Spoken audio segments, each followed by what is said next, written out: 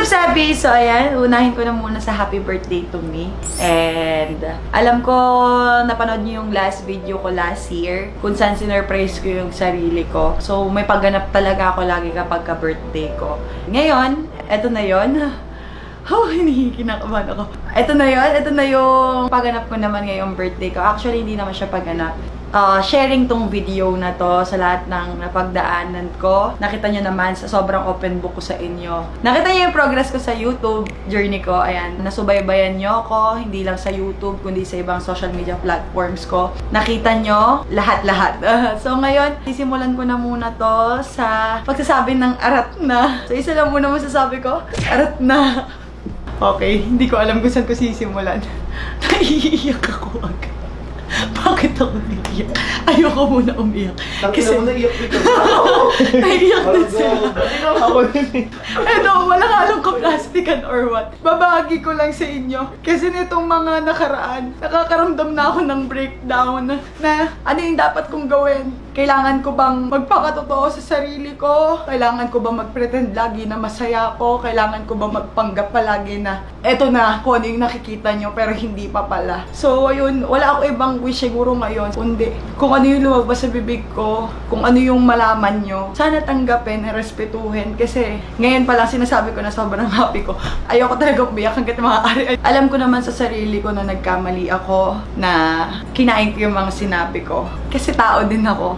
Pinagkaiba lang, nakikita kasi nung maraming tao yung buhay ko. Kaya wala akong magawa. Sabi ko nga sa inyo, gusto ko magpakatotoo ngayong araw na to.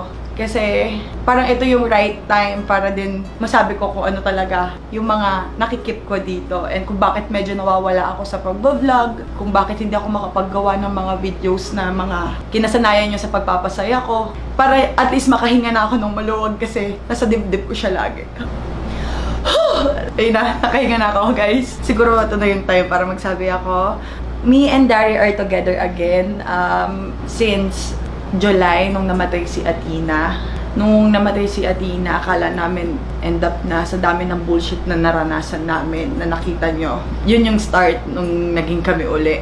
Actually, ang daming beses na nagkabalikan kami na hindi ko na nilalabas sa public. Kasi nga, ayoko na din ng maraming satsat or mahusgahan.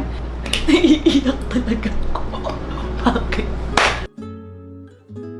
Since July, naging okay kami. July, August, September, October. October 6 ko nalaman. Na-pregnant ako. Nung nalaman ko yon, actually nakapag-settle naman na kami ni Daryl sa isa't isa. Dito na siya sa akin nag-i-stay nun. Bago pa namin malaman na buntis ako nun. After nun, inayos na muna namin lahat ng problema sa family ko. Kinausap niya yung mama ko, yung mga kapatid ko, yung daddy ko, sa lahat ng friends namin, sa lahat ng team ko, sa team niya, sa family niya. Nung naramdaman kong okay na, ayoko muna din ilabas. Kasi nung mga time na yun, nag-struggle ako sa depression and doubts. Syempre may mga doubts and thoughts ako na anong mangyayari. That time kasi ayoko din ng sobrang stress ako ng sobra-sobra. Kasi nung nalaman kong preggy ako, sinabi ng doktor na iwasan ko yung stress kasi sobrang baba nung bata. And ayoko naman maapektuhan. Kasi ito yung dream ko eh. Lagi ko sinasabi sa sarili ko na malungkot mag-isa. Naiwan ako nung panahon na nagka-baby si Rana and si Kuya, sabay sila. Although ako yung nasa gitna, pero ako yung naiwan. Pero ngayon, happy ako and proud ako na sinasabi ko to kasi after lahat ng struggles na naranasan ko, masasabi ko sa sarili ko na thank you Lord. Kasi may bunga lahat ng paghihirap ko, pagtitiis ko, pagdadasal ko, na sana one day ibigay din sa akin ko ano yung para sa akin. And naniniwala ko, ito yung oras na yon. Ito na siguro yung para sa akin, hindi lang para sa akin, para sa amin. Proud lang ako. Gusto ko sabihin na hindi to mistake, hindi to karma, blessing to galing kay God. And ito yung pinakamagandang regalong natanggap ko ngayong birthday ko. Sa 22 years na nabubuhay ako, ngayon ako nakaramdam ng excitement. Nag-e-enjoy ako na sobrang saya na puso ko. Parang tumatalon yung puso ko, yung imagination ko kapag nakikita ko. Pag naglo-look forward na ako agad sa mga mangyayari. Kasi at least ngayon, magkakaroon ako ng sarili kong family na matatawag kong sariling akin. Gumuhuman yung mundo, ano man mangyari. Meron na akong forever. Meron naman ng Lucas, si Kuya Lucas. Magkakaroon na siya ng kapatid. Ayun. Ay, gusto ko lang mag-sorry sa lahat po nang na-disappoint ko. Alam ko hindi ko kailangan magpaliwanag, hindi ko kailangan mag-sorry, pero nandito ako para lang ma-clear na lahat kasi ayoko na din po talaga ng stress. Pa-birthday niya na lang, tsaka pamasko niyo sa akin. Sa mga totoong supporters ko, magiging masaya pa sila para sa akin. Sa mga ibang tao naman, hindi ko na masisisi kung ano yung mga gusto nila sabihin, gano'n. Dapat mas kailangan namin maging matured para sa isa't isa, para less toxic na, puro good vibes na lang. Sabay-sabay natin kamigin yung blessing para makapag-share din tayo sa iba. So, sinishare ko to sa inyo, guys. Natatawa kasi ako kasi nag-iiyakan sila. Sinabi ko ayoko umiyak. Bakit mo kasi kayo umiiyak? Hindi ka pwedeng masira para sa'yo. Sobrang thankful ko sa family ko, sa Team Sebi, lalong-lalo na kay God and kay Daryl. Si Daryl kasi nakita ko talaga yung pagbabago sa kanya. Hindi pa namin alam na buntis ako. Dumating sa point na sinorender niya lahat, sinettle niya lahat para lang magkaroon ako ng peace of mind na eto na ako, nagbabago ako para sa'yo. Nung tinanggap ko siya, mas lalo niyang pinatunayan sa akin. May mga effort siya na dating hindi ko nararamdaman. Ngayon nararamdaman ko na parang, ito pala yung bunga ng pagbabago. So, yun, tawagin natin si DJ. Hindi ko alam yung sabihin. Muna na. Wala nga akong idea. Tangina mo, magsalita ka. Ano sabihin mo? Sabi mo lang kanina, punta na ako. Di ba mas maganda nga dapat yung gaganon ako? Hindi, sinabi ko na nga, upo ka na dito. Ayun na. Ayun na si DJ, guys. First video uli natin to together. December pa, no? December pa, oo. Wala akong idea kung ano yung mga pinagsasabi mo kanina. Kasi pinaalis ko siya. Sabi ko, Naiya daw siya kapag nasa kapag ganyan siya. So sinabi ko na sa kanila na pragi ako. So ayun. Sino? Nagi ka? Wow! Wow! Joke lang. Bakit mo kasi ako tinitignan ng ganyan? Nakikita ko kahit nandito ko eh. Diba? Man! Huwag kang ganyan. Oh, game. Camera ako titingin. Sa camera ka. Ano magagawa ko? Di ko mapigilang tumingin. Wow! Oo, bana! So, Uy, ngayon lang ako nag-birthday ng okay talaga tayo. Actually, tinitake namin to ng December 11 na ng oras na. 3:30. Naging okay kami ng July. simula nung namatay si Athena, pero nung mga panahon na yun, hindi ko na rin in-expect na magiging okay tayo nun. Diba? Sa sobrang dami nang nangyari sa amin. Siyempre, alam nyo na, sobrang toxic. Pero bago yung quarantine, kami kasi noon na hindi lang namin nalabas. Sinabi ko sa kanila na madaming beses na talagang nagiging okay tayo. Kaya lang hindi na lumalabas sa public. Tapos, ayun, nung namatay si Athena, sinusumpa ko siya that time. Ganon din siya sa akin. Hindi namin alam, parang biglang nagkaroon ng magic. Malay mo tayo talaga, di ba? Diba? Pero siguro talagang si God na talaga yung... Kasi marupok. Hindi lang naman ako yung marupok, guys. Oo naman, ako aminado naman ako. Lalo na to, kaya ako nagiging marupok kasi makulot din siya. Kumbaga Si Athena yung way. Parang sabi siguro ni Athena, tangina, hindi ko na kaya yung nakikita ko sa inyong dalawa. Siguro siya nakikita niya ni God na meron pa kayong iaayos. Kung hindi naman talaga kami maayos ngayon, hindi naman ibibigay sa amin tong baby.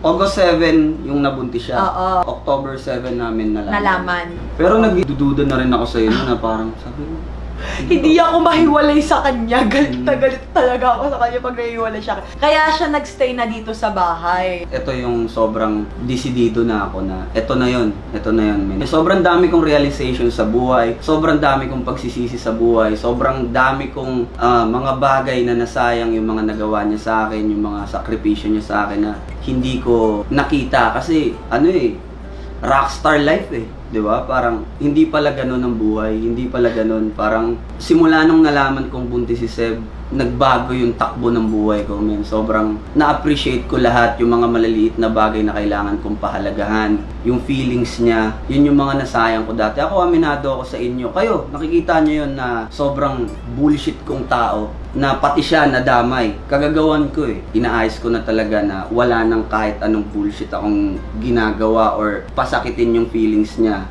Alam niya yan. Alam niya yan. Tsaka, ayun guys, gusto ko maging masaya na lang din kayo sa amin.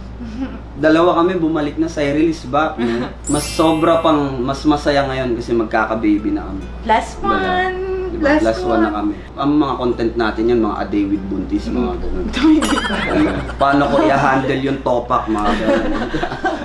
Kasi sabi, dati, ako yung laging umiintindi. Sa totoo lang mas mahaba na yung pasensya niya kasi mas malala na yung pagtatantrums ko eh. Kasi nga sa sitwasyon ko, yung mga bigla ako iiyak, ba't ka umiiyak? Bakit ka nga umiiyak? Wala. Hindi niya na rin alam yung gagawin niya. Ayun, sabi ko kapag lumaki yung baby namin, palagi naming ipapaintindi sa kanya yung mga nangyari sa aming dalawa in a good way para, alam mo yun, hindi siya masaktan, hindi siya magtanong bakit ganito, bakit ganyan. Kasi laman na kami masyado ng... Sobra. Sobrang controversial naming dalawa eh. Ako kasi talaga yung klase ng tao na oo, marupok ako sa marupok ako. Pero hindi ko kasi nakikita yung sarili kong mapapalit-palit na lalaki or mapunta ako sa ibang lalaki. Hanggat maaari, kung sino yung mahal ko yung paglalaban ko yun, magtitiis ako doon. Mag-aantay ako ng tamang time. Siguro Tamang ito na panahon yun. lang talaga. Ito yung nagbigay ng kulay ng lahat, lalo yung nagka-baby kami. Wala akong kailangan patunayan sa tao. Dapat sa sarili ko muna, patunayan ko na mag-aayos ako. Siguro, kaya binigay sa amin tong baby. Kasi alam ni God na nag-aayos na ako. Simula nung naging okay kami, wala kaming naging issue ulit ni Sed. Talagang kung ano yung mga happy moments namin, sa amin na lang, hindi na namin kailangan i-ano. Sobrang saya lang sa feeling na ganito pala yun, ganito pala yung feeling nun. Lahat ng mga napapanood ko sa movie, yung haharap sa tata, yung namamawis ng lamig, tangina men, naranasan ko yun sa totoong buhay men. Isipin mo, sasabihin niya sa daddy niya na buntis siya, ako nag-aantay ako dun sa kotse ko, putang ina, pawis ako ng lamig men. Hindi ko alam paano haharap sa tatay mo, akala ko bubugbugin ako ng tatay mo, pero ang sarap-sarap lang sa feeling. Parang ang bless namin na ganun yung nangyari. Naging okay sa lahat. Minsan pag dalawa lang kami dito sa kwarto, nag-uusap kami. Sabi niya, maghihiwalay pa kaya tayo? Sabi ko, mag-aaway tayo. Pero pilitin natin wag maghiwalay. Nasa tamang edad naman na tayo. Hindi na tayo naglalaro eh. Buhay na to eh. Future na yung usapan dito eh. Ang dami namin plano, sa totoo lang. Ang dami namin mga pakulong ibibigay sa inyo. Lalo sa mga supporters naming dalawa. Kaya ayun, love. Ayun lang. Ang importante lang doon okay na sa lahat. Makakahinga na ako. Yun yung gabi-gabi kong iniiyak. Ano mangyayari bukas? Ano mangyayari sa birthday ko? Ano mangyayari sa ganito? Ano mangyayari sa ganyan? And first time niya pala ako na surprise nung kasama yung family. Sobrang thankful and grateful ako. Kasi first time ko magkakaroon ng birthday celebration na parang family na talaga. Yung parang matatawag ko na yung sarili ko na legit mommy na. Kasi di ba si Lucas, makamama pa rin siya. Excited ako kasi dalawa na sila. Thankful. Thank you, Scott Stockley! Thank you, Scott Stockley. Gago. Ay, ko nagbigay. Oo. Bunga naman ng love. Oo. Hindi kaya talagang pinaranas muna sa atin yung mga ganun bago tayo maging ganito? Iwas na lang din tayo sa mga bagay na makakasama sa atin. Yeah. Tapos na yun, napagsisihan na namin Okay yun. na, Ako, enough na nagsisi ako talaga. Ang gagawin na lang natin ngayon, lalo-lalo na magki-Christmas, birthday ko, puro good vibes na lang. Magmahalan tayong lahat. Yes. Lalo't ngayon magpapasko. Yes, thank you for watching, guys. Sana Hashtag Cyril is back. Cyril is back. Diba? Bawal, tatali ko na to. Promise, itatali ko na to. Sahatingin na siya ng tatay ko. Itatali ko na to. Hindi, sa akin naman na siya eh.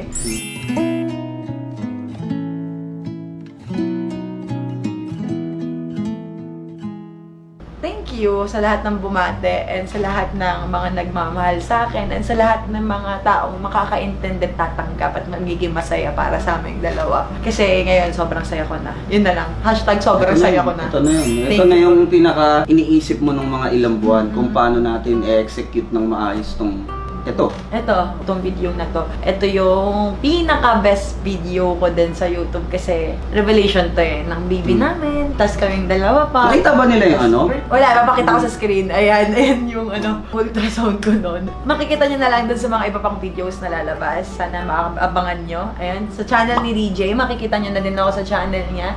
And yun nga, sa kagaya ng sinabi ko, puro good vibes na tayo. Wala nang halong drama, toxic, or kahit na ano. Yun na yung maipapromise namin. Puro pagmamahal lang lahat. Yes. Thank you guys for watching. Ayoko na mag-outro or channelin, maboldi pa. Maraming Ayos. salamat po. Nice. Yes.